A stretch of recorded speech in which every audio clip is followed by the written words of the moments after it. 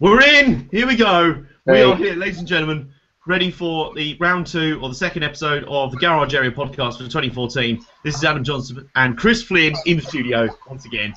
Hey, hello everybody. Hello. He's going to try and sound slightly less like a robot this week. Yeah, thanks Nigel.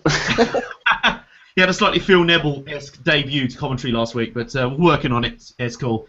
So this week, we're talking all sorts of stuff. We are talking the Kentucky races. All 3 series were there, and all 3 series, We're not very good. no, we're not very good. No, they weren't the best, shall we say. We're also going to be talking Chris's favourite topic, which is Cuppies in the lower divisions. We're going to be getting into that. That is the hot topic at the moment. I'm bored of talking about it, so basically today we're going to set the record straight on what we think. We're also going to hear some of your views, though, because, you know, this is a democracy. We have had some views and stuff from the NASCAR Fans UK group, which is, of course, this podcast is in association with them, because they're really awesome people, even though we disagree with them on most stuff. Most of them, yeah.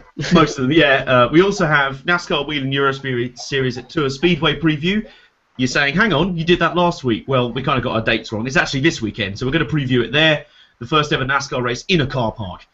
And we're also going to have some other stuff like Goodwood chat, because there was plenty of NASCAR stuff there. There's going to be Daytona previews and a bit of NASCAR bingo. We'll tell you more about that later in the show. But for now, let's start with Kentucky, where we had all 3 races. We had, I can't even remember the Nationwide Series race name. It was something ridiculous. It was the John R. Helper Hero 300 presented by Get Pulled Over Because You're Drunk, and That's Not Very Good, or something. What was it? The John R. Elliott Hero Campaign 300 was the nationwide. Oh, presented by Get Pulled Over, or something. I don't even. They're getting race names are getting worse and worse every year. Yeah. They're getting like the I don't know if you've ever seen on YouTube these people who do NASCAR Racing 2003 offline series. Some of them, the race name. There's one it's called the Burger King Have It Your Way Cup Series.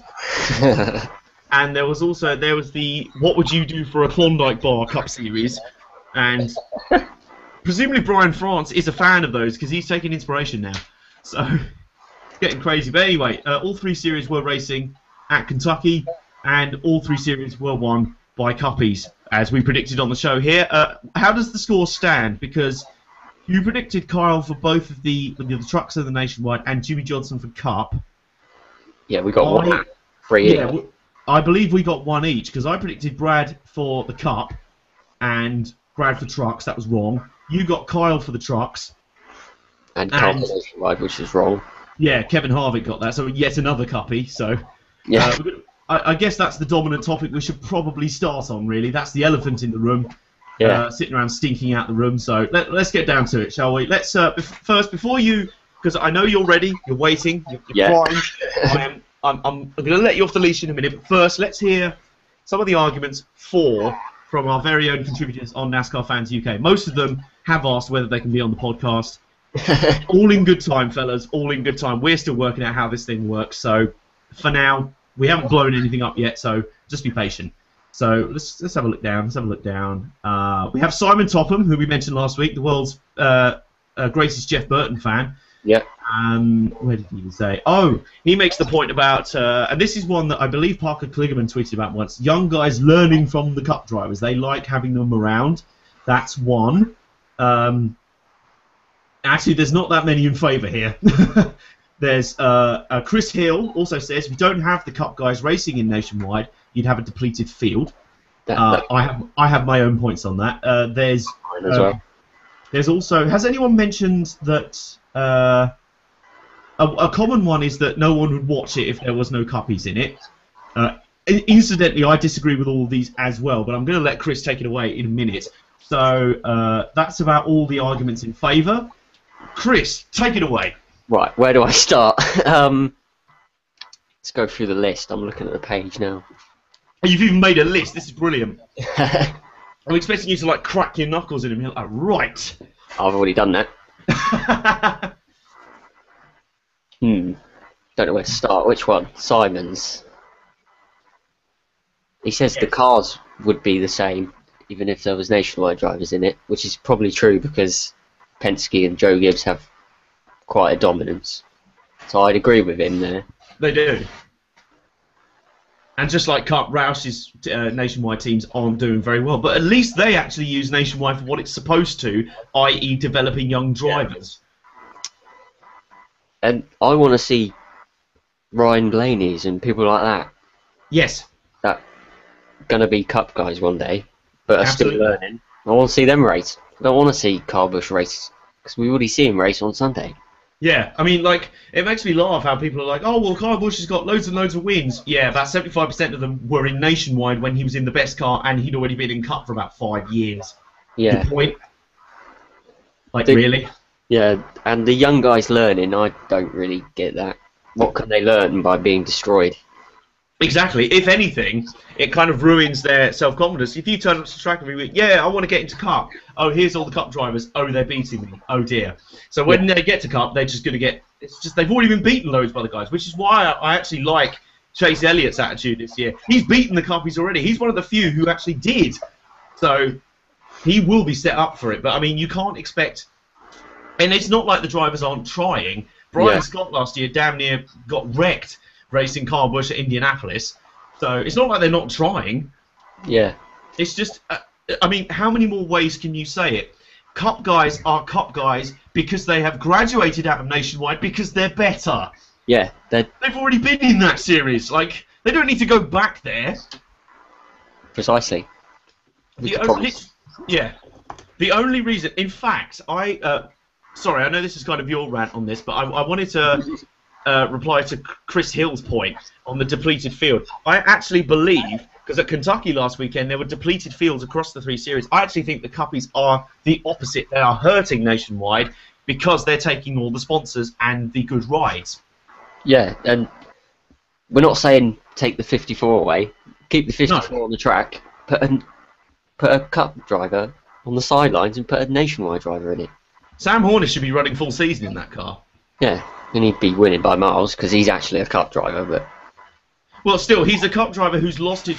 That's the other purpose for these series. It's like in the trucks, you'll see the older guys like Mike Skinner and Ron Hornaday and all that. They'll drop out of Cup because they're not quite up to that anymore, and they'll go, right, the trucks are more my level. I can still kick it here.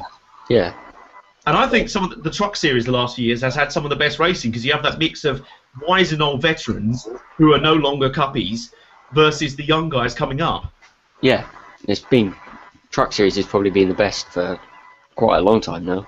Yeah, the trucks have been awesome, even though they've tried to ruin them this year with the Gen 3.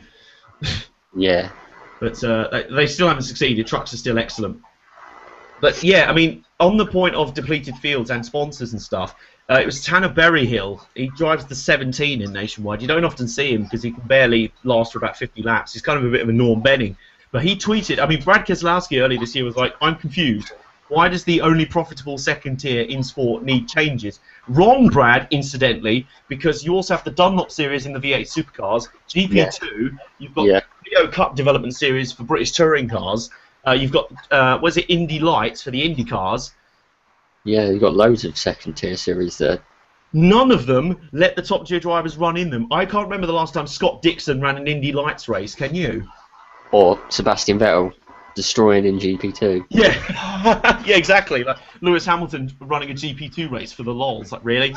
Well, not just one GP2 race. See, that's the problem. Like in the old, not long ago, and there are people. I think our very own Kevin Gravenell. That's it. That's because he had an issue with me last week as to how I pronounced his name. It is not Gravenell. It is Gravenell, I believe.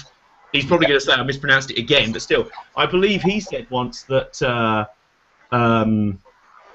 Oh, that's embarrassing. I completely forgot what I was talking about. It's just gone. Oh, no, that's it. He said Cuppies have always been in the Nationwide and the Busch Series to a degree. True, never to this level. I remember in the early 2000s, you'd have Cup guys running 3-5 races a year. And they weren't in the best cars. No, crucially, I remember guys like Casey Kane was in a Great Clips Dodge, and he never even ran the full series. I remember the late Jason Leffler ran that car quite a bit. And quite often these big drivers went to the smaller teams and their cars, and that's what made it really interesting. Yeah. That's what because when a Cuppy turned up, it was genuinely quite interesting. It was like, oh, here we go, he's mixing it. And the Busch Series regulars would run them quite hard. That's another thing. I get the feeling that too often drivers in these lower divisions get overawed. They see it's, oh my God, it's Kyle Busch. We can't do that. We can't touch him because we'll have loads of fans get butthurt and everyone will get really annoyed at us and rage at us on Twitter. No, sod 'em. That's why I like Chase Elliott's attitude. He runs them as hard as anyone else. He's like, I don't care how many races you've done in Cup. You shouldn't even be here. I'm just going to beat you. Yeah. I did come up with in my head, a radical solution to solve it. Ah, yes. See, this is a good thing as well, because we can moan all day about this, but people say, well, you're just moaning. That if we're going to moan about it, we have to have a solution. So I have one as well that I've thought of, but you go first. What was your one? Well, I have two, actually. Fire away. One is just ban them outright and just get it over with. Fairly hardline stance there. Yeah, or if Joe Gibbs and Mr. Penske must have Kyle Busch and Brad Keselowski in the series, yep, make them run a full-time regular, or maybe two full-time regulars as well for the whole season. Yep. And then they can run Kyle Busch in it as well. He might still win, but it'll be more competition for him because he'd have someone in equal equipment. See, that's interesting. See, at the moment, Gibbs have... is it Elliott Sadler runs the 11? Yeah, and that's it. Yeah, and Penske has... Well, no one, don't they? Penske, yeah, nobody. No, I mean, last year they ran... Well, Sam Hornish was their full-time driver. Yeah, but they dropped him. Ridiculously, yeah. I mean, this is the stupid way it is. This is why I respect Roush's outlook. He has... What is it, like 3 cars in Nationwide? All of them with young drivers. I mean, Carl Edwards used to be as bad a Nationwide sort of Cuppy ringer as anyone else, but he's sort of given up on that in the last few years. Good on you, Carl, because, you know, more power to you. But now, what is it? It's Chris Buescher, Trevor Bayne, and Ryan Reed, who are the 3 Roush development drivers. More power to them, to be honest. Hendrick, no, it's not Hendrick, but it basically is, with JR Junior Motorsports. I think they do it quite well, because they have Regan Smith running the full schedule, and then a selection of the various Cuppies running the 5. Mm. And, I mean, obviously Kevin Harvick still won at the weekend, but, I mean, if that was the case, it would be slightly more bearable. It's the fact that Kyle Busch runs about 90% of the schedule. Yeah, and it's overkill. Joe Gibbs normally has Kenseth and him. Yes, exactly. And then Sadler, who is in the 3rd car. It should be the other way around.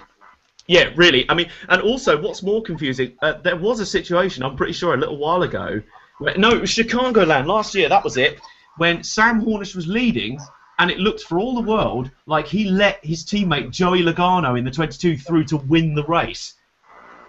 Yes. Now, I don't know, I'm not going to call team orders or anything on that, but it looked very suspicious. Sam Hornish wasn't running him particularly hard, let's put it that way. And at that point, I just went, oh, seriously? You're going to do that? Fine, I'm out.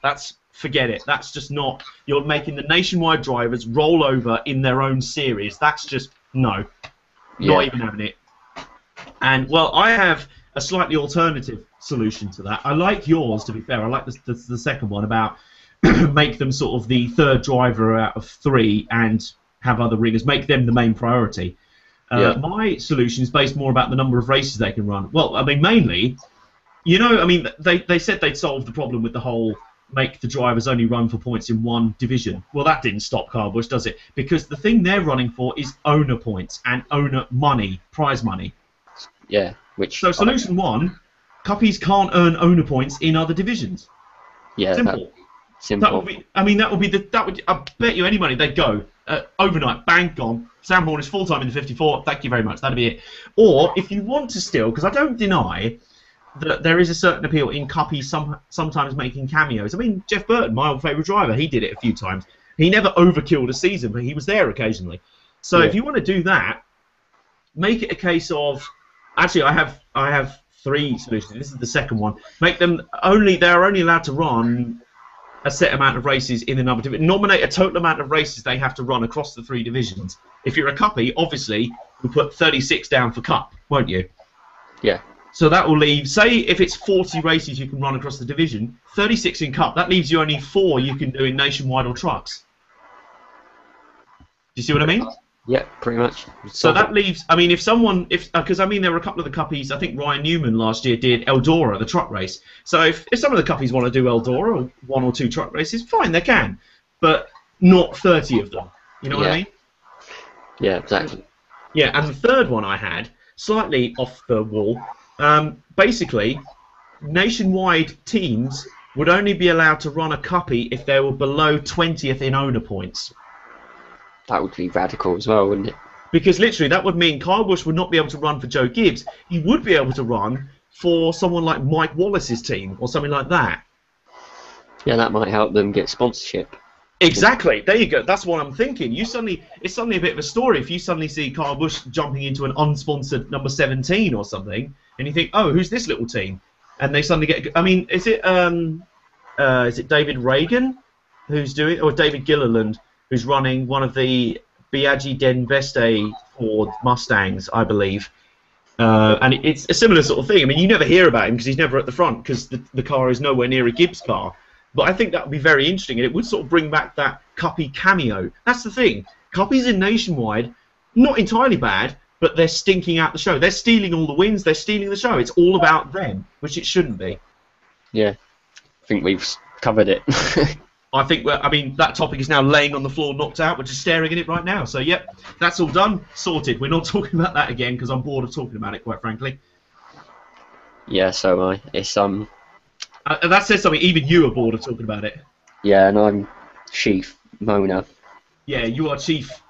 You are waving the flag for the nationwide regulars. Yeah. I'll tell you what. Final point on it. You can tell it's got out of hand now. When Kyle Busch wins the truck race, he's a Cuppy in 2 divisions down, and then they find out he essentially cheated in post-race inspection. He has now been fined and apparently docked points for the truck failing post-race inspection. Really? Well, was he cheating, or did the car just... I mean, there's a certain argument to it, but the fact is he was found, the truck failed post-race inspection, which, you know, something must have happened. And there's plenty of things you can probably sneakily tweak during a race, like in a pit stop. So... Or under caution, yeah. Under caution, yeah, absolutely. So either way, it left a bad taste. I mean, come on. If there's anyone who shouldn't have to be bending the rules to take wins, it's a Cuppy. Yeah, it's stupid. Like, really? Do you want to like guarantee that win more? But Yeah. Yeah. Anyway, we've kicked that one today. Oh no, we've got a final message here late in. We've got a listener, I think. We've apparently got 3 viewers. Yeah, so someone is listening. Whoever's listening at the moment, shout out to you guys.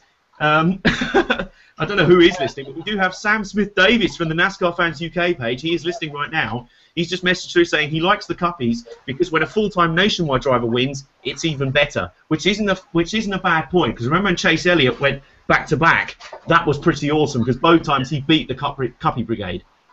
But how many times does that happen in a season? Sadly, not enough. Twice, 3 times maybe? Yeah, I mean, not enough. I mean, if every week, if it was a battle between 5 or 6 of the top nationwide regulars and the Cuppies, and it was a full-on, no-holds-barred battle, great, I'm there with bells on, you know what I mean? Yeah, same here. But sadly, it just isn't. Yeah, it's just, they have an advantage in car and driver. Yeah, it's the Kyle Busch show, pretty much, so it's no fun.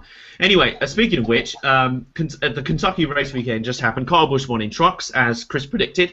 Kevin Harvick won in nationwide, which neither of us predicted, and Brad Keselowski won in Cup, which I predicted, which means at the moment on our running sort of tally, that means we get 3 points for each correct prediction.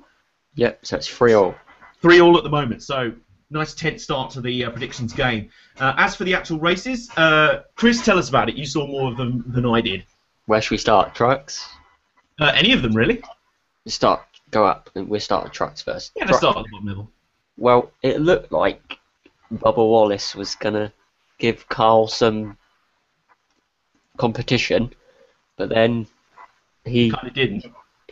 Carl just ran away after a couple of laps. The restarts were good, as they always are in trucks, because it's only Carl in it. Yeah.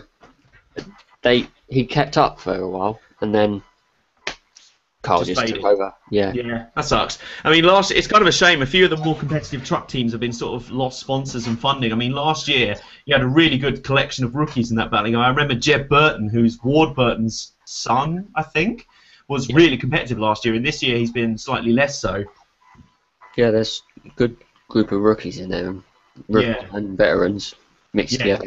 Indeed, and it feels to me like because NASCAR has this obsession with tinkering with everything every 5 minutes, I'm pretty convinced Brian France has ADHD. Yeah. He just can't stop himself. It's like, do you imagine having board meetings with him? You must be sitting there like, right, shut up, stop playing with the desk toy, stop it. No, Brian, concentrate. He's like, man, I want playoffs like the NFL. No, this is NASCAR. Oh, fine. Yeah. Anyway, so the truck racing, not bad. Truck races are always fairly entertaining. Nationwide. I looked at the entry list, and it was 6 Cup guys in the top 10, so I didn't watch it. Oh, what you mean the finishing order? I think the top 4 was all Cup. Yeah. This is what I mean, man. Like, if it was a straight fight, then it wasn't. But I mean, I bet they were probably pretty far away from everyone else. I'll get the race results up now, and I'll tell you. We're not prepared. Keselowski, Bush, Menard, top 4. Blaney was 5th, first of the regulars. Brian Blaney, the pioneer. Yeah. See, why is he not running full time? No idea. He should be. Yeah, I mean, he is a serious talent. He is up there with Chase Elliott and that. Like I say, Nationwide Series should be the place for them to shine and showcase their talent for Cup owners, as well as drivers like Elliott Sadler and Sam Hornish, who lost their Cup rides, to be able to say, and Regan Smith, for them to be able to say, no, you should give me a Cup ride again. And if anyone is in doubt about Nationwide and their advantage, do you want to guess out of how many 200, how many laps Keselowski led? Oh, what, in the Nationwide race? Yeah. Out of 200 laps? Yeah, out of 200. I'm going to say 190. He led 138. Oh my god. And I bet Cuppies led the rest. Harvick led 14. Colbush 38. Menard 4. First of the regulars to lead was Elliott Sadler with 4. 4 laps! 4 laps for the Nationwide regulars. Oh yeah. It's just, I didn't watch it. I watched highlights and turned it off. It was just.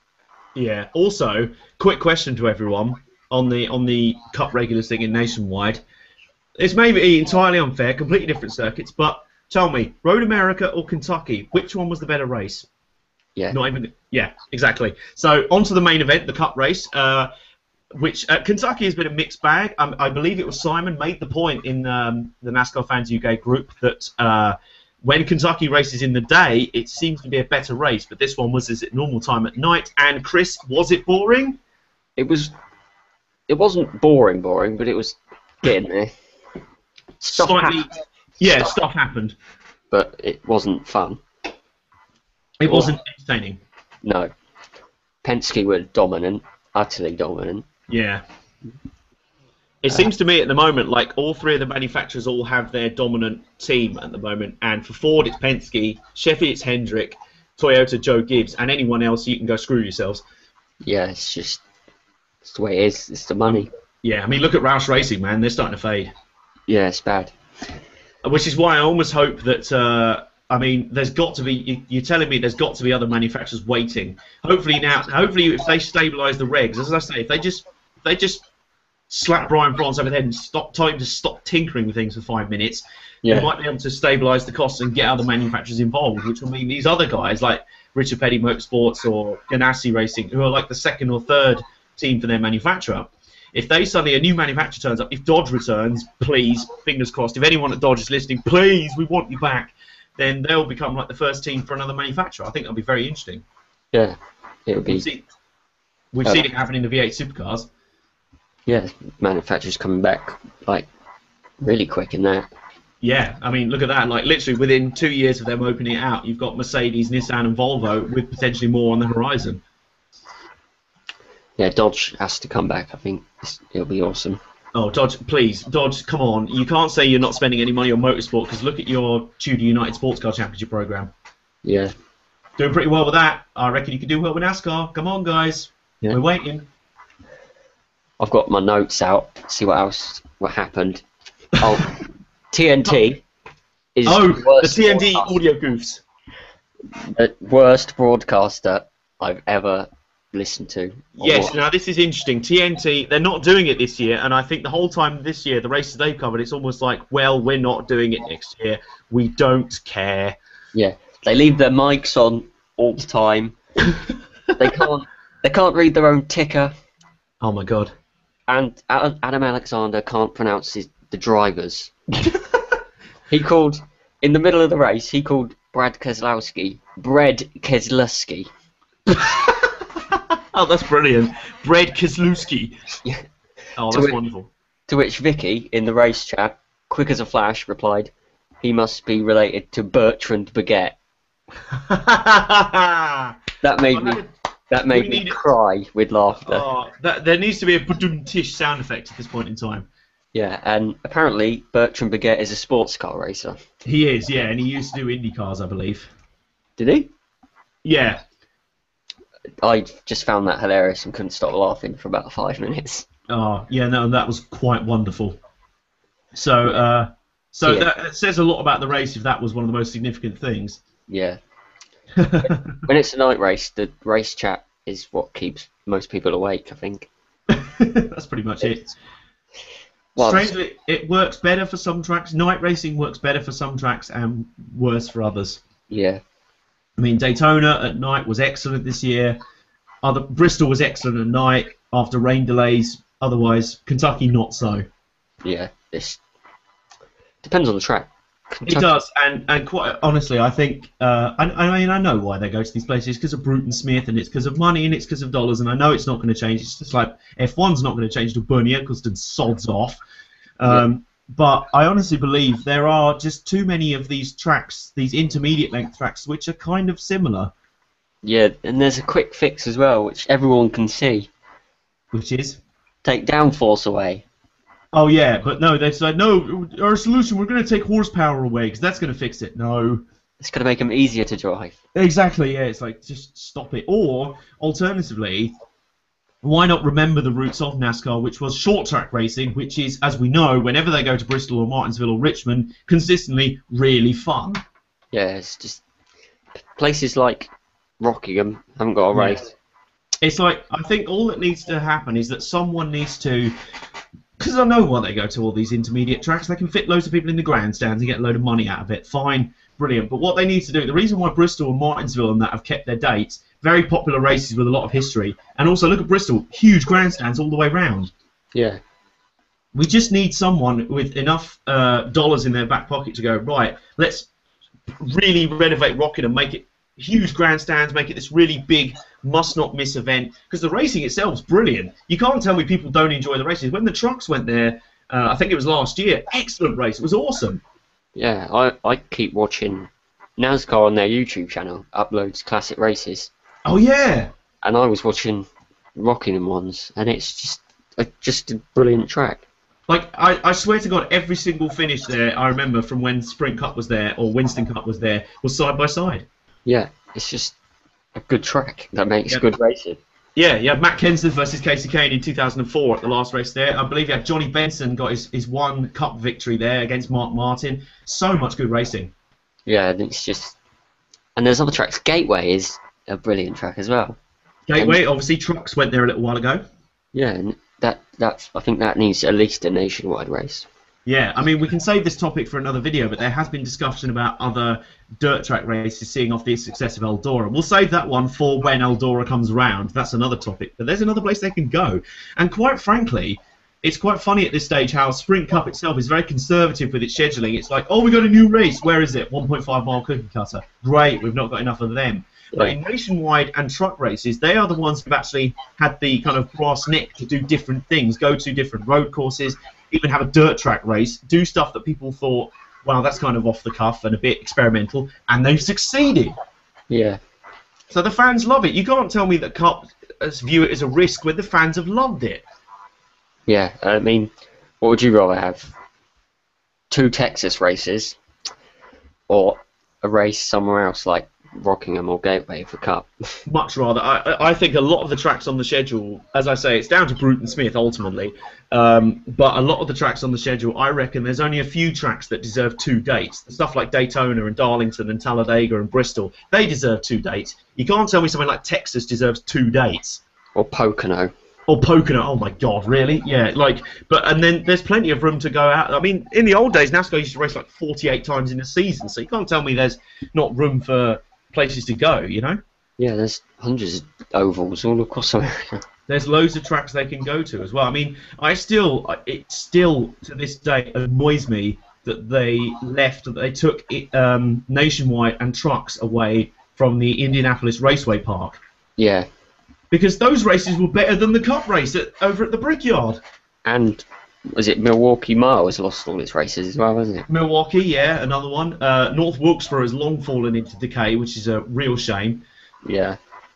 You've also got, I'm trying to think of ones off the top of my head. There has been plenty of good ones. Iowa consistently puts on really good races for the Nationwide Series.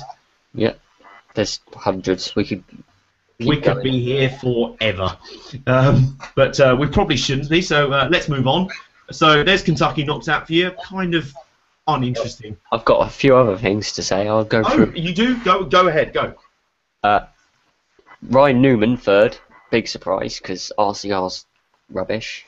They've not been very good this year, have they? When Paul Menard is your top driver, no disrespect to him, but yeah. Yeah.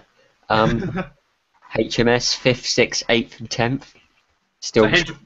So Hendrick Motorsports, 5th, 6th, 8th. That's an off weekend for them. Yeah, that's a bad weekend. Yeah. We found out Almirola doesn't slow down for wrecks. Oh, he had ARCA brakes, did he? He went straight for the smoke and hit McMurray in the side. Oh dear. Well, I mean, there's a common phrase going around. It's a thing. It's called ARCA brakes. Basically, it's because in the ARCA, over in the ARCA Remax series, they're kind of kamikaze. And the last one, Tommy Baldwin Racing, Michael Annett, 18th in an underfunded number. Yes, well done. I mean, this is the thing we like to do. We always like to do a sort of underdog watch for the smaller teams, the teams that don't often get the limelight. So you would say Michael Annett, 18th, sort of best underdog. Yeah, by miles. Excellent. Really good job for those guys, because I tell you what, as much as people have been hyping up the rookie class this year, it's only because those teams, they have no one, they just get them because it's like, yeah, sod it, it's a driver. But they, apart from Austin Dillon and Kyle Larson, not really great. Yeah. So good to see Michael Annett kind of standing up in the saddle and doing well, because obviously that car last year was run by Dave Blaney. Yeah, I think so. I'd say they're doing. Yeah, it was. I'd say they're doing quite well then. Yeah, they're 18th place for an underfunded car. Top 20 finish. That's as good as a win for them. Yeah. And I mean, on a different point as well, like on a random point, it's kind of sad with the Gen 6 being. This is why I have an issue with balance of performance and trying to keep cars really equal. With the new Gen 6 cars, there's not really much leeway to kind of modify them, and you get the scenario where literally the smaller teams, where they don't have the funding to get the engines and stuff off the top teams. Their only chance of an upset victory is road courses or plate tracks. Whereas in the old days, you would get smaller teams like that, like Tommy Baldwin Racing. They would occasionally have the pure speed to get a top 10 or a top 15. Yeah, I think the last time we ever was Reagan Smith in the 78. That was the last proper surprise winner. In 2011 at the Southern 500, that was it. That was incredible. And of course, that came off the back of Trevor Bayne at Daytona. But again, plate race. Yeah. Which is not to say it's easy to win a plate race, but it's very level there. Yeah, it's the most, takes the most away from the drivers and into pace. It does, yeah, it does. And I think all I want to do now is because the Gen 6, I have been a critic of it last year, but it seems to have stabilised well. I mean, I thought these changes they'd make with the stupid little Perspex splitter spoiler thingy-me-bob on the back would just look rubbish. Fair play. Has been racing pretty good this year. So I think they just need to leave it alone, stop fiddling with it, and the cost will stabilise and teams will be able to work on it and sort of get better. It won't be like F1, where the same teams will still be at the back of the grid in 4 years' time and Bernie Eccleston will just say, well, sod you, we'd rather just have more rich teams because money, money, money, I love money. Sorry. Got a bit distracted there. But no, I genuinely hope for the days when an underdog team would be able to pull off a bit like at the World Cup this year with the football teams. They're not pulling off underdog victories by just hanging back and nicking a goal. They're going out there and genuinely outplaying teams. Just ask Algeria. Yeah. Or indeed the US last night. Yeah, or Costa Rica. Or Costa Rica, yeah. Or Greece. Yeah, or anybody. Plenty of them, yeah, exactly. So I think I would really love those days where you'd really get teams kind of, and then that would sort of justify picking rookies to drive those cars because they'd have a half decent shot of actually making a name for themselves. Yeah, it would be. I think that'd be excellent. So are we done on Kentucky then? Don't know. Let me look. Pretty much tyre failures. That's all I wrote down. Oh, more tyres. Hamlin and Kenseth Larson had pretty big hits. So basically Goodyear this year, Reed, Pirelli last year. Yeah, well, for Kentucky anyway. Yeah, I mean there were plenty of tyre issues at Fontana earlier in the year. I think go on. I think that was the bumps that does it at Kentucky because it is hella bumpy. It is. But I think the problem is because in NASCAR, I think the racing is better when you have a tyre that degrades. But obviously this tyre feels like it degrades too much and blows out. Because the last few years you've had a tyre that will just run the same for the whole stint. So that's why so many races ended up coming down to fuel mileage. You get no cautions, no wrecks, no teams losing pace. They'd all run fairly single file, and then it'd be about fuel mileage to the end. Whereas with softer tyres this year, you get drivers running well on good tyres, and then they sort of fade away when they wear out, and you get sort of changing up in positions. You get wrecks where people make mistakes on worn tyres, and you get more genuine tyre strategy. Like the last few years, I think it's criminal that teams coming in for 4 tyres near the end of a race, they don't see any advantage. Yeah. Teams on tyres with 100 laps under their wheels, fine, no difference, because aero and, sod you can't pass me. Whereas this year, if you're out there on old tyres, I mean, just ask Landon Castle at Fontana. He stayed out, he was like, no, I'm going to stay out on old tyres, everyone's pitting for 4 tyres, it's fine, I'm going to do this, restart, I'm last. Yeah, you're backwards. Yeah, pretty much. I mean, it was Circle Sport car, it wasn't a Hendrick car, but still, the point remains. I mean, there were 3 other guys who took 2 tyres on that restart. They didn't last long either, if I remember rightly. Yeah, it's just, I'm no expert on tyres, I don't really get into that stuff. No, well, I kind of get more, because I sort of get curious as to how to improve the racing, and I've sort of worked out that if you have a softer compound tyre that starts off really fast, but then wears out quicker. I mean, you kind of look at the lap times from the start of a stint to the end, and if there's a good 5 or 10 second difference, then that's a sort of good tyre because that makes the racing interesting. You have people who sort of look after the tyres better, and then they move up and down the field. You sort of see, I mean, that's what NASCAR not long ago, it used to be fairly fluid. You'd have drivers come up the field and then go down again, and then come up the field and go down again. And then some people would take 4 tyres on a caution, others would take 2 and not, and then you'd have more movement. You see what I mean? Anything that makes strategy come into play is good, I think. Exactly, yeah. More than just fuel strategy. Yeah. Well, fuel mileage is awful. I hate that. Exactly. I think fuel mileage creates some tense moments, but when every race is being decided by it, like it seemingly was last year, just no. And this year when Junior ran out. I see. That's why you hated it. Backstretch at Las Vegas. Oh dear. Didn't that happen last year at the 600 as well? Yeah, he was leading, ran out.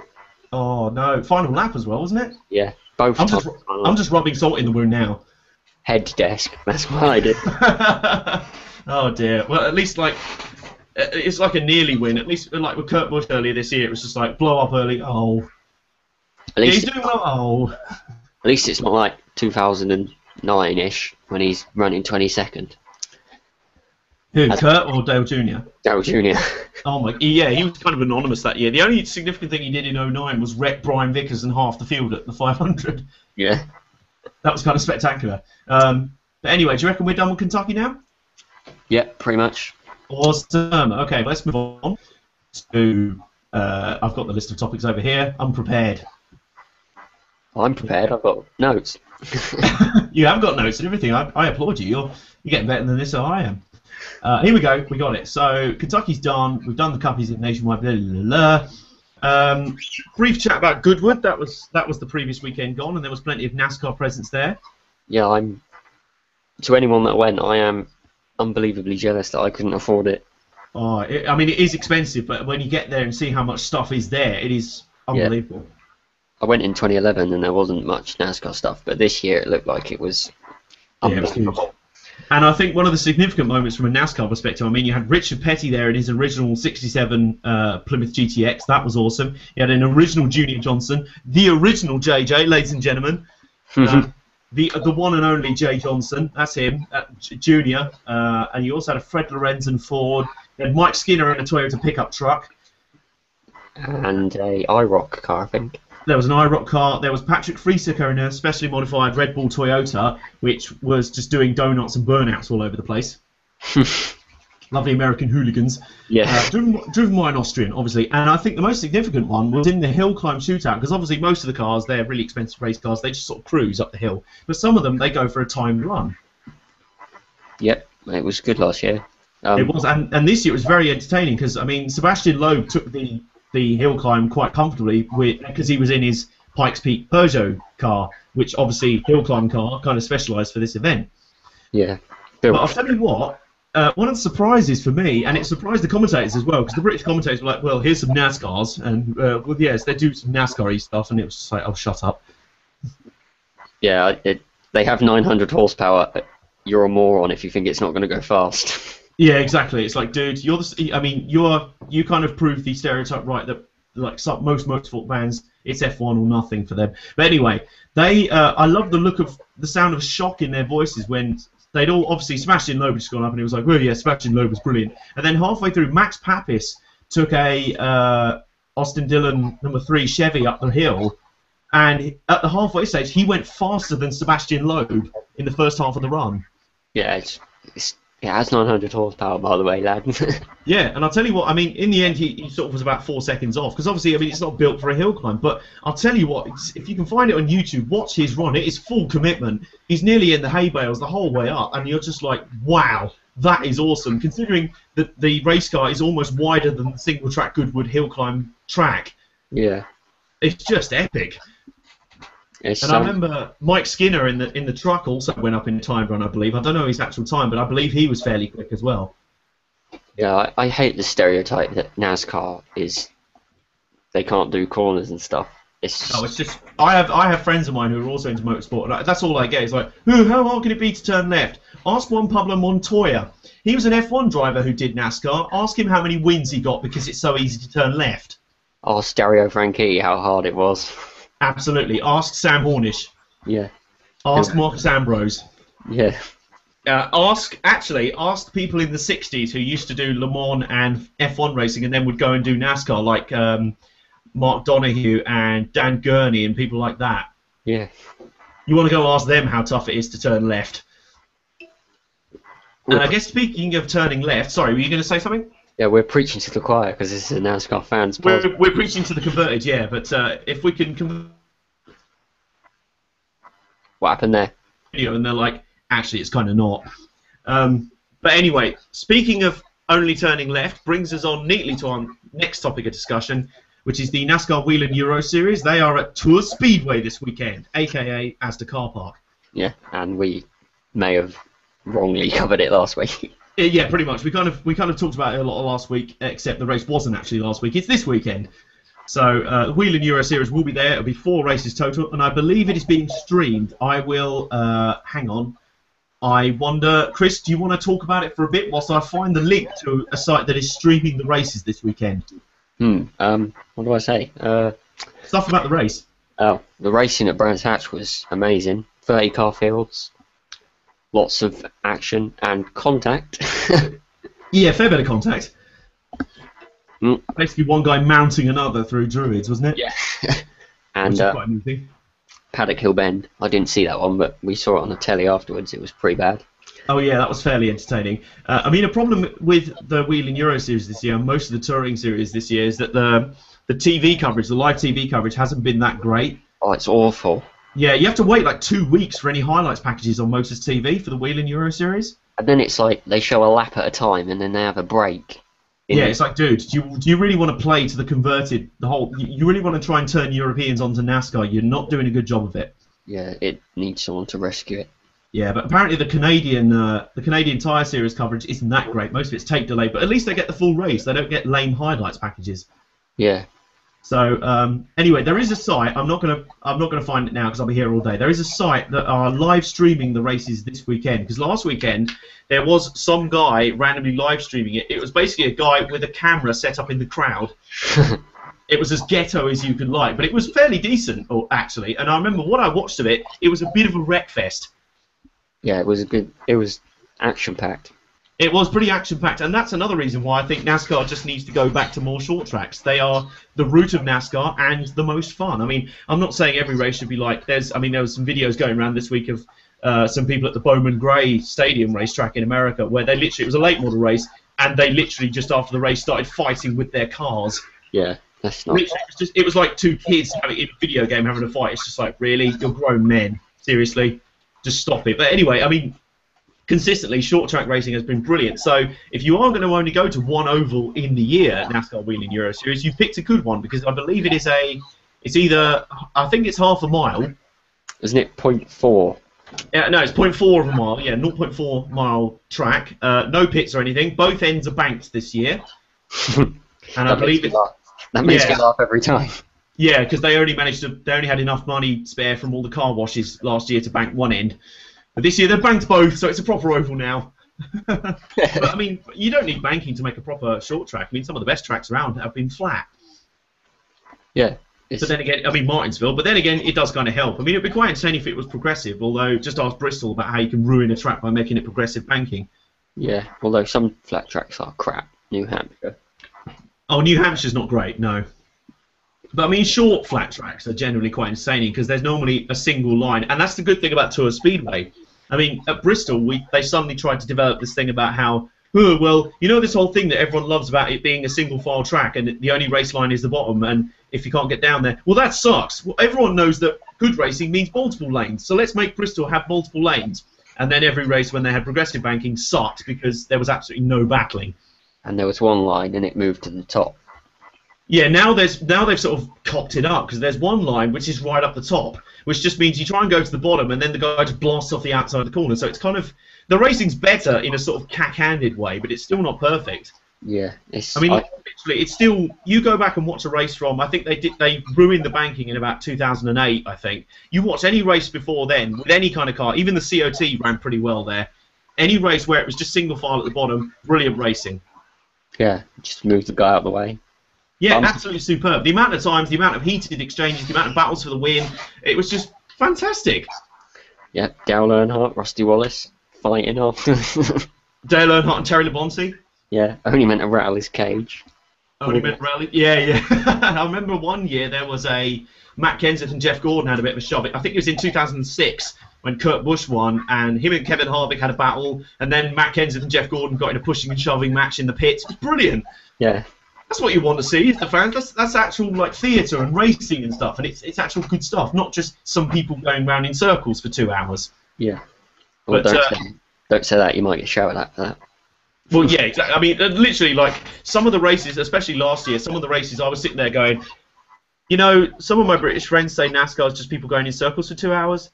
This literally is, which was really sad. But luckily this year, as I said, the racing's better, and the Tours Speedway. Definitely not one of those tracks. It's a single lane. Well, kind of it's kind of 1.5 lanes. You can't really run on the outside, but you can in a pinch. And the racing is often very, very good there. Yeah, it's a good track. Also very destructive at times, but still. Well, I mean, you don't necessarily need wrecks for a good race, but if cars are wrecking, then it means they're being pushed to the limit and mistakes are being made. The worst racing I find is when you can just see drivers coasting round. Formula One, cough, cough. Formula One, yeah, exactly. So, perfect example. I mean, I'd rather have a situation where it was in the British touring cars, where everyone seemed to crash into each other and then everyone was having rage at each other. So, I'd rather have that, to be honest. But yeah, the Tours Speedway produces very good racing. We should have an interesting mix-up of stuff because a lot of the drivers in the Whelen Euro Series are circuit-based drivers, so they're not used to ovals. So. Are there any? I don't think there's any. Like last year, Max Papis was in the race, and a few years ago, Ben Kennedy won the race at Tours. I don't think there is anyone this year. I'm gonna have a look. Oh, have a look. I mean, unless that's where Jack Villeneuve ended up. He got lost on his way to Brands Hatch. Yeah. And he ended up there. To be honest, knowing him as we do, that would probably suit him a bit more. Tours Speedway. Oh my god, it's in French, quick. Why is their website in French? Do you not have a Google thing saying translate? Oh yeah, it's at the top of their page, there we go. British. Tours Speedway. Entry. They don't have an entry list. Great. Oh, fun times. I mean, we have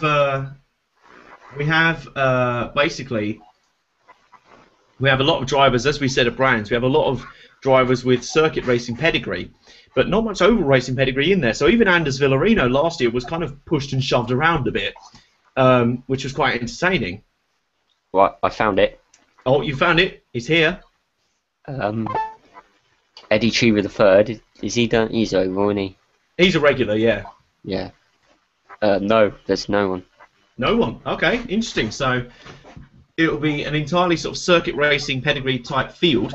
And what I'm waiting for is the moment when basically there's a lot of series. There's like late model racing in Europe. There's the NASCAR series in the UK. There's a lot of oval racing in Europe. And I'm waiting for those drivers to start getting a crack in the Whelen Euro Series, because they'll look at rounds like Tours Speedway, and hopefully they will add more oval rounds. They'll look at them as the rounds where they are the kings. Yeah, we have a big oval racing community in Britain, but it's not. Yeah, and I think the Whelen Euro Series is it will be unwise if they do not tap into that at some point. Yeah, they probably will. I know there's late model guys. Oh, definitely, yeah. And there's sprint car drivers. Yeah, definitely, and I think it'll be very interesting when those guys get involved. So, will this, if we do a prediction for Tours Speedway, will that count for the overall score? Go on then. Yeah, why not? So we'll predict the elite races, because I can't remember any of the drivers in the open division races. They're the amateur drivers. So we've got 2 races, 1 and 2, 1 elite race on each day. So predictions for both of them. Will Villarino win it? Last year he didn't do very well. Yeah, that's what I was thinking. He got sort of biffed around. Although he did do an oval race in America last year, didn't he? Oh, he did the Battle at the Beach. Didn't really do very well. It's all experience, though. It is, yeah. He does have experience on it, so they'll have an advantage on the new guys who've joined this year. I don't know. I don't know enough about the drivers yet, really. I've only seen them 3 times. Yeah, I'm just looking up the results from last year to see how they went. Where was it? Tours Speedway. Here we go. Here we go. Elite Race 1. Load for me.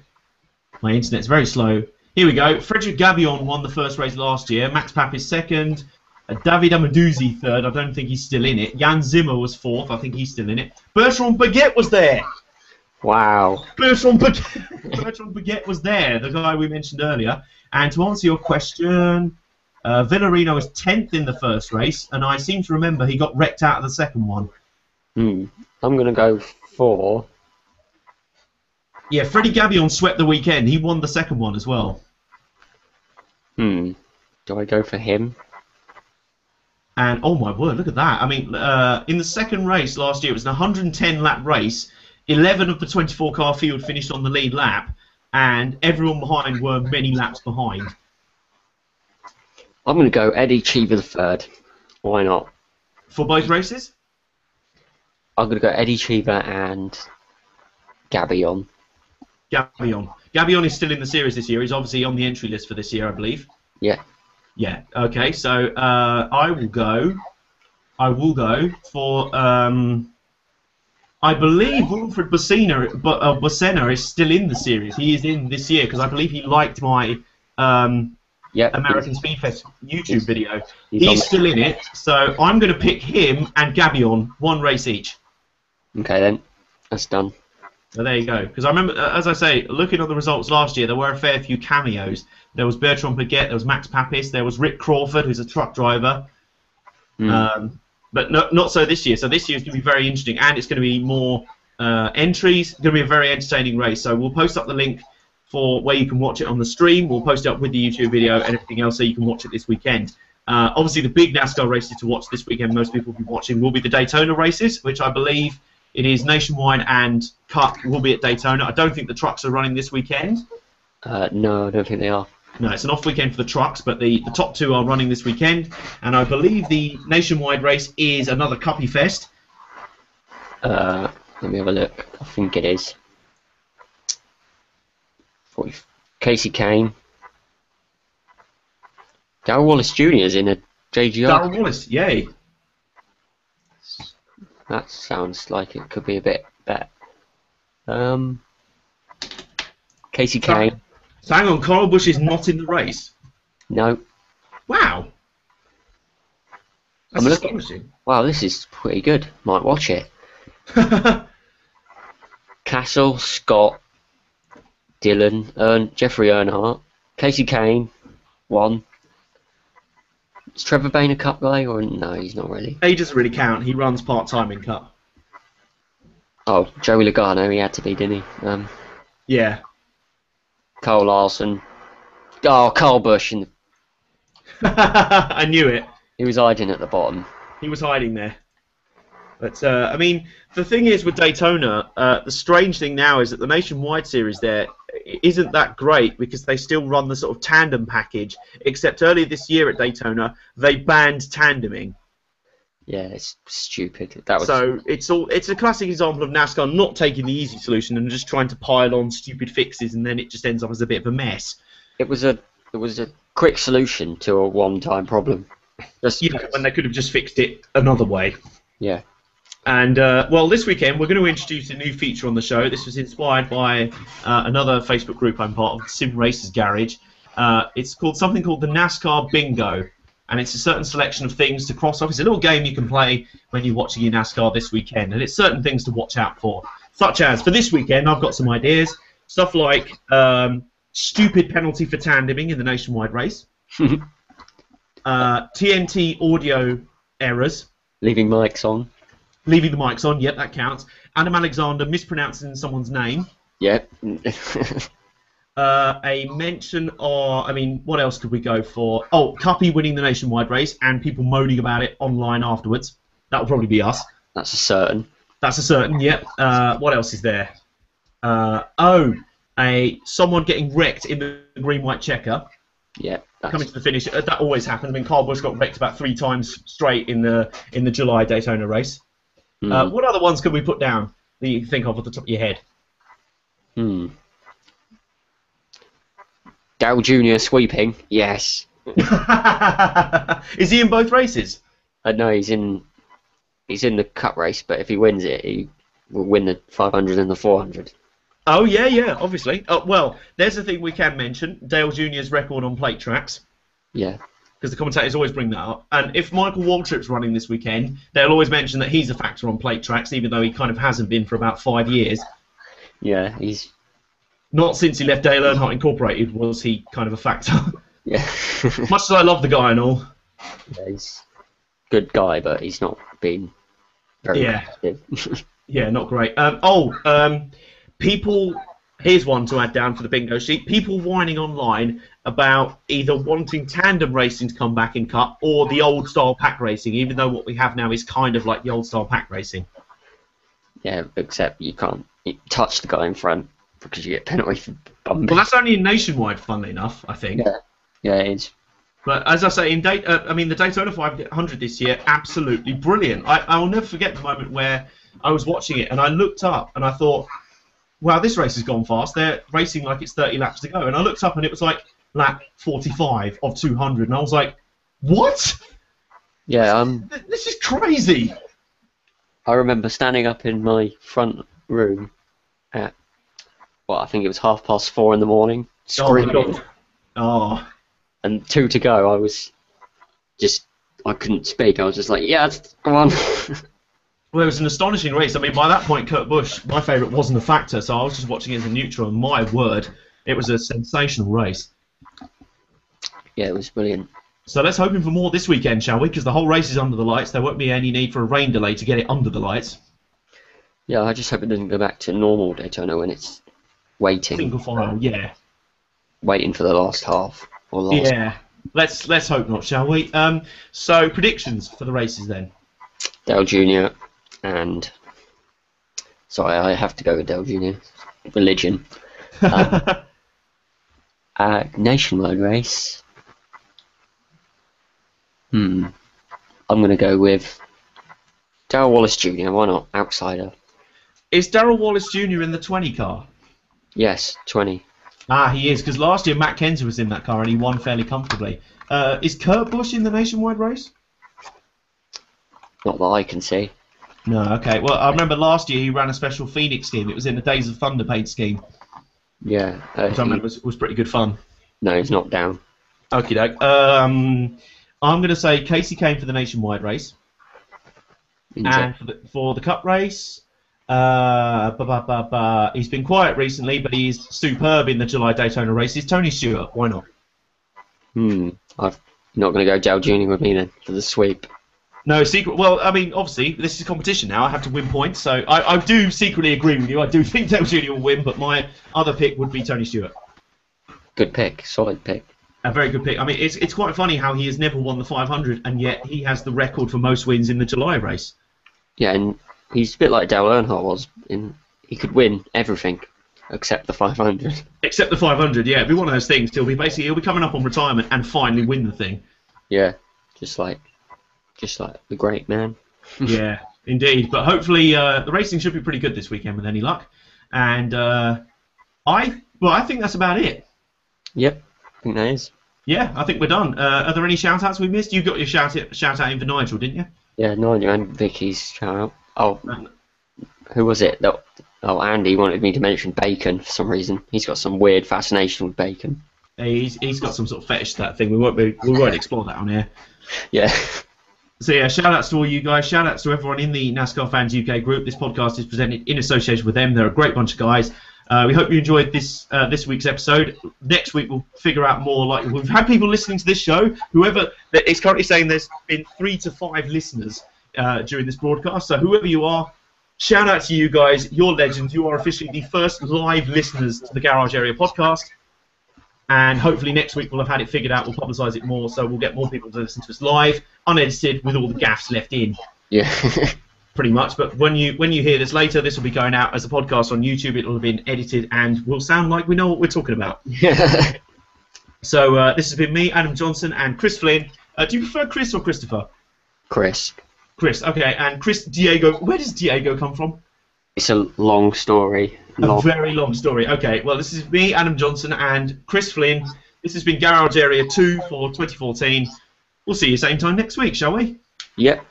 Bye, everybody. See ya.